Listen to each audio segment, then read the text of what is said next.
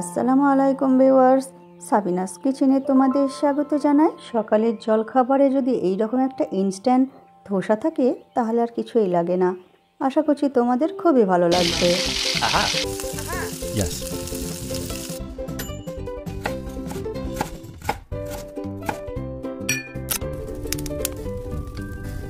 Wow!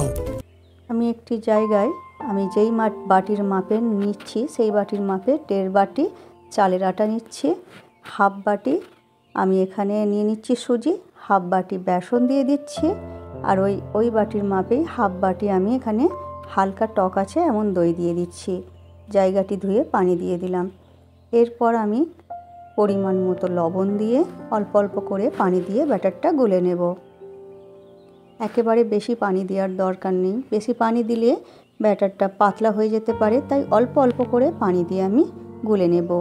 Dosa তৈরি এমনিতেই প্রচুর ঝামেলা, কিন্তু তোমরা যদি ইনস্ট্যান্ট ধোসা এইভাবে করে নাও খুবই দারুণ হবে খেতে। তোমরা এইভাবে অবশ্যই বানিয়ে দেখো। এরপর আমি 15 মিনিটের জন্য রেস্টে রাখবো।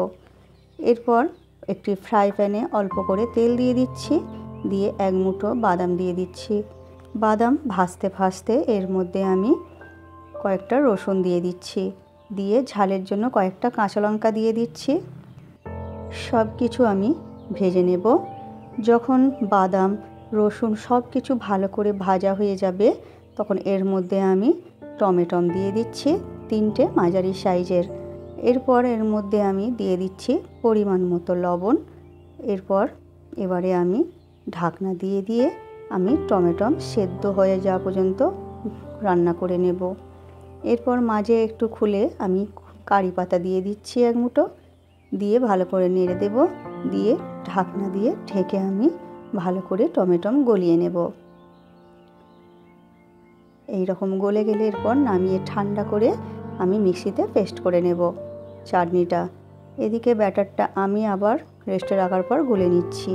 নিয়ে আমি এখানে ননস্টিক ফ্রাই প্যান নিয়েছি, নিয়ে এরপরে এইভাবে ব্যাটার দিয়ে ছড়িয়ে দিচ্ছি। ধোসার রেসিপি তোমাদের কাছে আমি অনেকবার শেয়ার করেছি, তোমরা যে দেখেছো যে প্রথমে তেল ব্রাশ করে পানি ছিটে দিয়ে তারপর সুতির কাপড় দিয়ে শুকনো করে মুছে নিয়ে তারপর ব্যাটার দিতে হয়।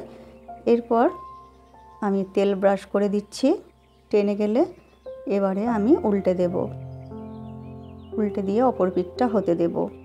তোমরা এই ধোসা গরম গরম খেয়ে দেখো, খুবই দারুণ হয় খেতে।